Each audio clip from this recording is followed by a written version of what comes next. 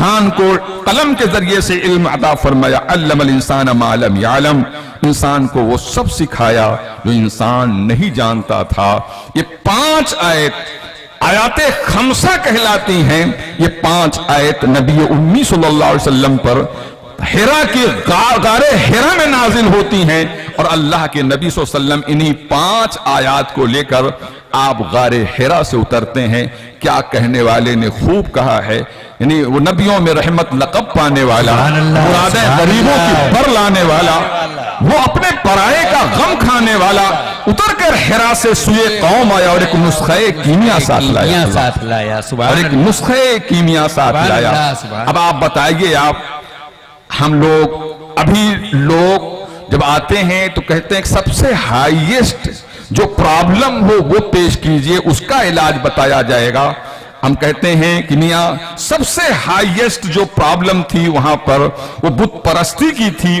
قرآن پہلے یہ آیت نہیں اتارتا ہے لا تعبدو، لا تعبدو الصنام، یہ نہیں کہتا ہے قرآن یہ نہیں کہتا ہے لا تعید البنات، نہیں کہتا ہے بیٹیوں کو دفناؤ، یہ نہیں کہتا ہے بیٹیوں کو دفنانا چھوڑ دو، یہ نہیں کہتا ہے قرآن۔ یہ نہیں کہتا ہے کہ قتل و قتال نہ کرو۔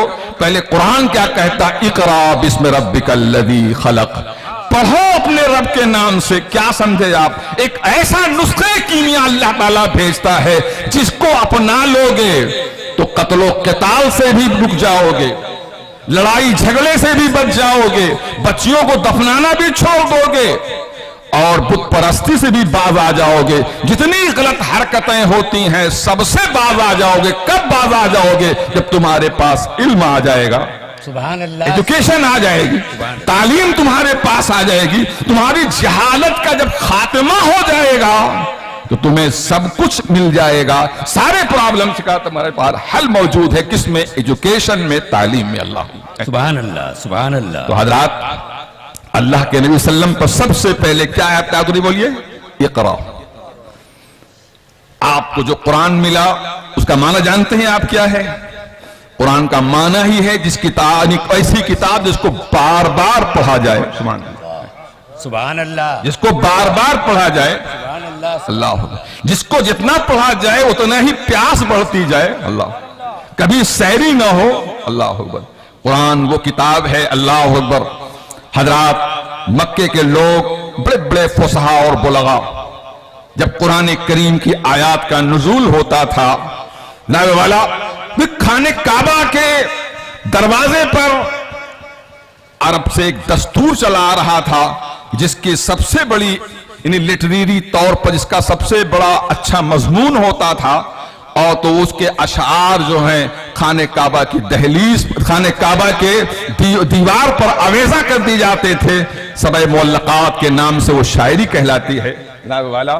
تو اب اللہ کے نبی صلی اللہ علیہ وسلم نے جب دیکھا انا اعطیناک الکوثر فصل لربک وانحر انا شانئک هو الابتر جب نازل ہوتی ہے، حضور نے کہا یہ چھوٹی سی سورہ ہے، اس کی آیتوں کو لے جاؤ خانہ کعبہ کے جو ہے دیوار پر آویزاں کر دو۔ سبحان اللہ، سبحان اللہ۔ اس وقت انا اعطیناک الکوثر فصل لربک وانحر انا شانئک هو الابتر کی یہ سورہ پاک جب لٹکائی گئی ہے تو جن کا دل والا یعنی تزکیہ کا حامل تھا ادھر سے گزرتے تھے، کہتے تھے ما ھذا کلام البشر، یہ انسان کا کلام نہیں ہے، یہ انسان کا کلام نہیں ہے۔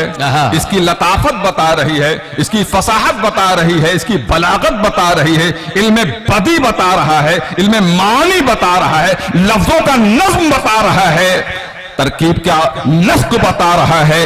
یہ ساری باتیں اس بات پر دلیل ہے یہ کلام بشر نہیں ہے، کلام خالق اللہ، سبحان اللہ۔ مگر ایسے بھی کچھ بیوقوف قسم کے تھے کہ جو قرآن میں مین میں میخ نکالنے والے بھی تھے، وہ زبردستی آتے تھے نبی کے پاس اور کہتے تھے آپ کے قرآن میں یہ کمی ہے، یہ کمی ہے، یہ کمی ہے۔ اللہ کے نبی صلی اللہ علیہ وسلم کی بارگاہ میں کچھ بڑے بڑے شعراء آئے اور انہوں نے کہا کہ آپ کہتے ہیں کہ قرآن سب سے افصاح، سب سے ابلغ کتاب ہے، مگر اس میں کچھ غریب الفاظ استعمال ہیں۔ آپ نے فرمایا کون کون سے الفاظ غریب ہیں؟ تو کہا تستہزیو، کہا اور کیا کون سا لفظ غریب استعمال ہے؟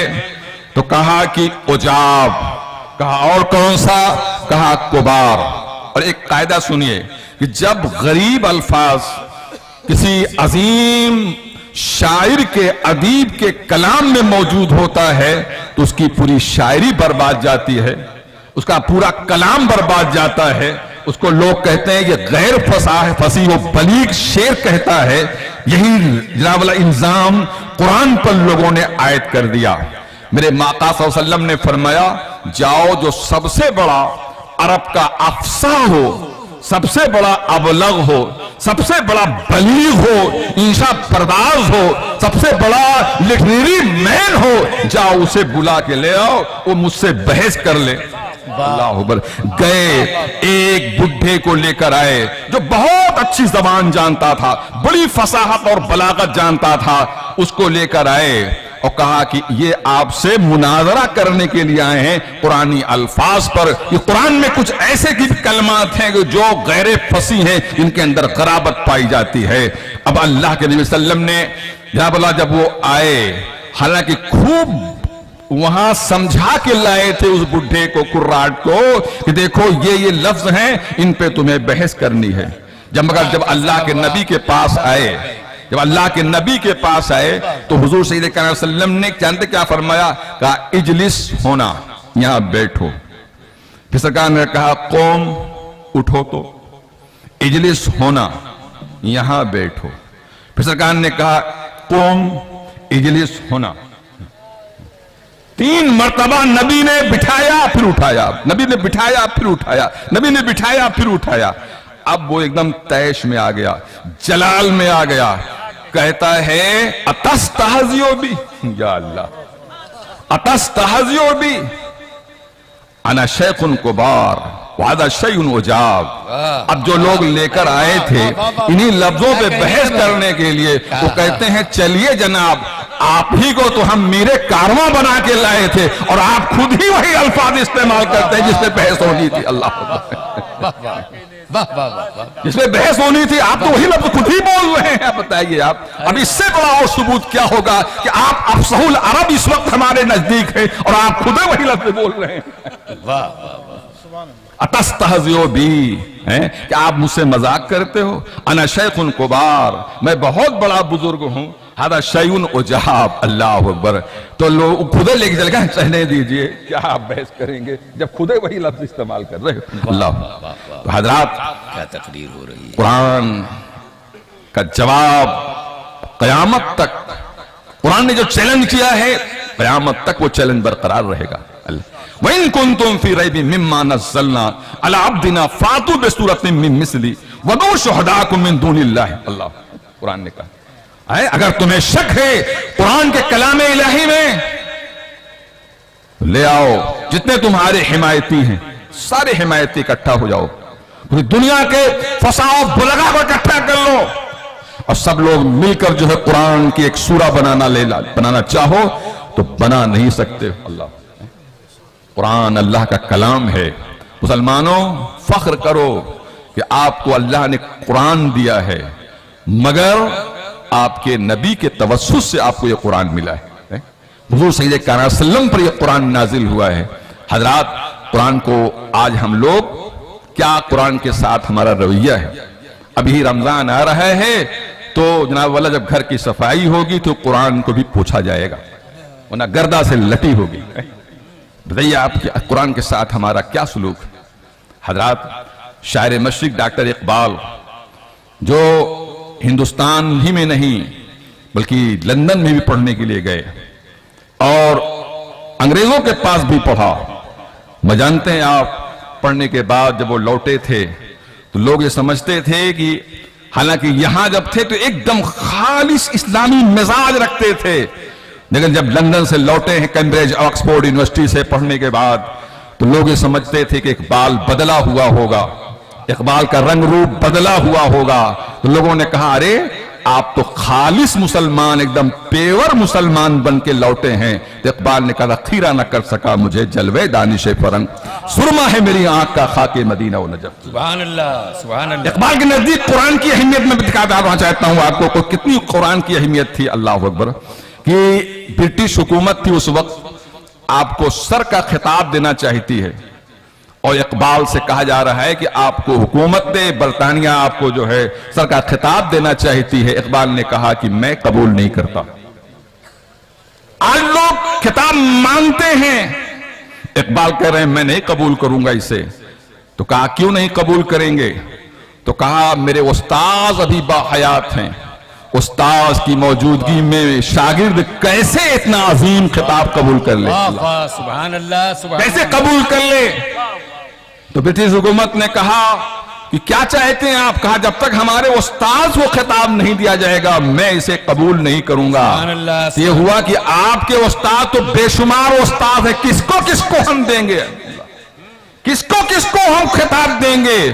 تو کہا ہاں سارے ہمارے اساتذہ جو ہیں وہ جسم سے تعلق رکھتا ہے وہ اس علم کے وہ میرے استاد ہیں, مگر ایک میرا استاد ہے جس نے مجھ کو روحانی بھی علم عطا فرمایا ہے, جسمانی بھی علم عطا فرمایا ہے. کہا وہ کون صاحب ہیں؟ کہا مولوی میر حسن صاحب ہیں.